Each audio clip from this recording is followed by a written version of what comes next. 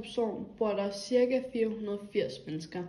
Der bor rigtig mange familier, fordi at, det er et rigtig stort familieområde, fordi det ligger så tæt på mange skoler. Og der bor også rigtig mange ældre mennesker, fordi at der er plejehjem rigtig tæt på. Her i Vejstrup Sogn har vi butikker og erhvervsliv, som f.eks. Vejstrup Autohandel, Svømmer Rex og meget andet. Alle ting, som de lokale sætter stor pris på.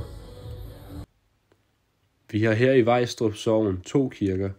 Den brune kirke, som er valgmenighedskirken, som betyder, at der er mennesker, der på tværs af sognegrænser har valgt at tilhøre en bestemt kirke.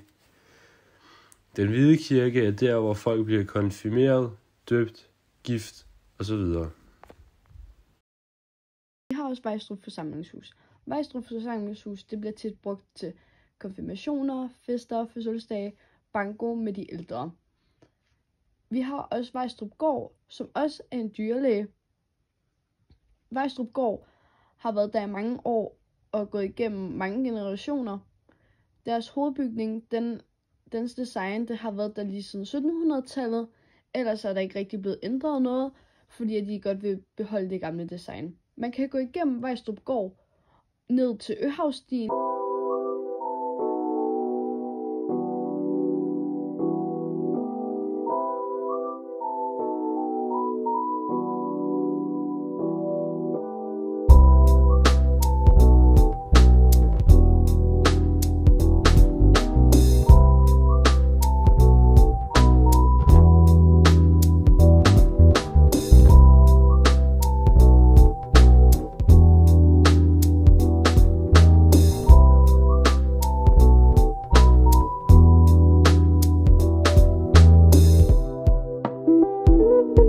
Her i Vejstrup har vi også den dejlige vandmølle.